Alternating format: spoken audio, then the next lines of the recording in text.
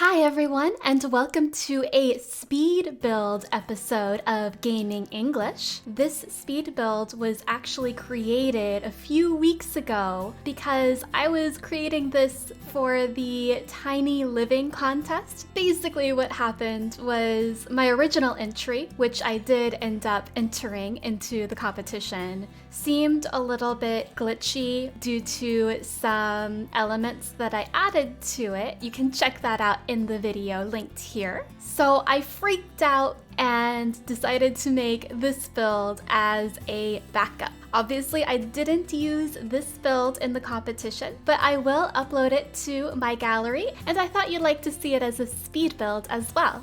This was inspired by those big warehouses that you see that are turned into homes.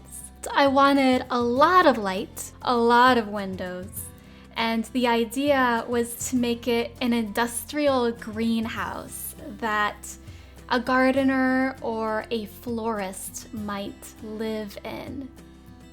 Right now, I'm just trying to figure out the layout of this build because it's basically a shell, and then on the inside, I have to make everything make sense. So I decided to create maybe what would have been an old smokestack or fireplace that just goes up through the center. So maybe this building was very old, maybe even 100 years old, and it was used as a factory. This is the first time that I've built anything on this lot in Brindleton Bay. I really like it. It's very different from the usual lots that you see. I wasn't really sure what to do about the landscaping though. It just seemed a little confusing. So you'll see at the end what I did, but I held off, or I waited until the end to landscape. So right now I'm just deciding what the flooring is going to be and what doors to use for the bathroom. I hate that the only completely closed, window-free doors are the short ones. It's really frustrating. But I found something, and I decided to make the bathroom different from the rest of the build. This bathroom is really the only separate room in the entire house. Everything else is kind of connected. So I put tiles on the walls, and here you can see me starting to add the wall ivy. There's going to be a ton of ivy and greenery all over the walls because this is meant to be an industrial greenhouse. I saw something on TV the other day. It was somebody's warehouse or the place where they went to do crafts, and the entire building was very open. It almost had that outdoors, indoors feel. So there was a lot of greenery like this. I think there was even a tree inside, which makes me want to add a tree to this build. I used to do that so much as a kid. I'd put a tree in the middle of the house. It made me so happy. But I was inspired by that house or building that I saw on TV to create something similar here. I realized though that I can't have any hanging lights without having beams. So here you can see me creating beams that go over the floor, over everybody's heads. And then I'm adding some ceiling lights onto those beams, but it's hard to make sure that they fit correctly. Next, I'm adding lighting to the bathroom, which is much easier. I just do wall lighting here. And now we're starting to furnish.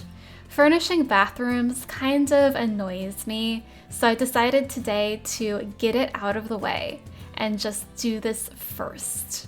So I'm adding the sink, the counter, the mirror, a toilet roll, of course, clutter objects, which are annoying to add sometimes into this game. And our new shower from Discover University that's built into the wall. I added a half wall here to have some separation. And then I remembered I forgot flooring here, so I added concrete flooring. And as with any tiny home, you need to have so much shelving and lots of cabinets and places to store things. So I'm starting here with shelving and cabinets and anything I can find to basically add some storage to the small builds. And of course the ironing board. I recently got laundry day, so I'm wanting to use all of the laundry day items. I definitely do recommend this pack. I'm enjoying it a lot, especially if you're a builder like me. I'm having so much fun building with it. And as you can see here, I am adding some shelving units to this little corner. Seeing if I can add some of these cabinets here too. I've been having fun with creating built-in units with these cabinets, but I don't do that for this build. And here you can see I'm starting the kitchen. The kitchen's always the hardest when it comes to space. Even in regular size builds, I always struggle with having enough space for my kitchen. Because for the Sims to be able to prepare meals, they need at least one full counter block. And that can be difficult, especially in a tiny build like this. At first I was thinking about having the table and chairs here, but I was already noticing that this section is cramped. And you'll see that later too, when I start building the bedroom in the corner, it's very cramped, so I have to move everything. And that makes it even more difficult to build the kitchen correctly. This is from Discover University. It's actually a bar stool and a high bar table, so it's a little bit higher than regular tables. Thought it would be fun to add. And I love these corner sofas.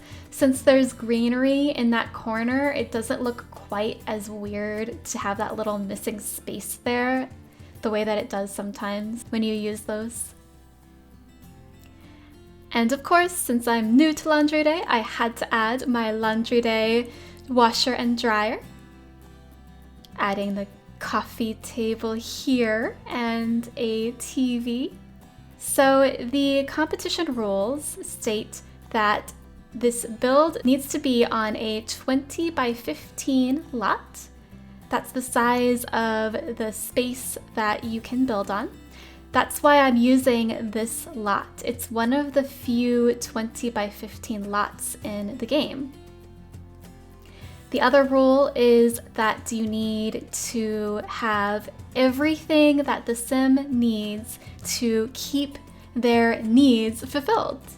So bed, kitchen, including oven and refrigerator, toilet, shower, sink. So it was around this time that I started realizing that I needed to create a separate section or space for the bedroom. At first I was using these, I think it's apartment living cloth dividers, but I didn't really like how they looked. So you'll see what I do later. I personally think it's genius. I'm so proud of it, but I could be biased. I decided to try the mini fridge from Discover University because I thought that would be appropriate for a tiny build. But when I play tested this later on with my Sim, she was not able to use it up on that counter. So I had to place that somewhere else. Now I'm just stacking the laundry day, dryer and washer. So living in London, I'm getting used to smaller living. I wouldn't say tiny living, but it's definitely smaller than in America. And I struggled at first with how little space I have here in London, but I'm getting used to it. So this build kind of reminds me of my London living here a little. But yeah, in America, we tend to have a lot of space. I know in bigger cities like New York, there's not much space, but compared to Europe, it's a lot. Here I'm just using the 9 and 0 keys to add some clutter objects to these shelving units. Unfortunately, most shelving in The Sims is very, very hard to actually use. Most of the usual items you would expect to put on shelving don't fit. It's very frustrating. Adding some more shelving, but that looked a little redundant or repeated, so I only did one of those and added flat shelves above eventually. Adding more storage to the kitchen because of course you need a place to put your dinner plates. There's the shelving there I was telling you about. Next, I'm figuring out where to put the hamper for the laundry, and I'm adding a desk. I'm moving that though, because I thought it would be weird to have the dryer going right next to you as you're working. Adding the trash can, of course. And then I realized I forgot the kitchen sink. So here I am thinking that maybe I can add an island and then put one chair there for the table, but that was not going to work. So I had to add just the dishwasher, and later on I add a sink as well.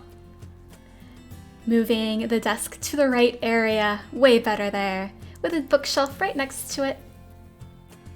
And you can see now I'm adding these red slot dividers. I think they're from Dine Out. I could be wrong, but I love having the dividers and then putting the vines between them. It makes me so happy. I'm so proud of it. And this is the final product. Thank you so much for watching, everyone. I hope you enjoyed the build.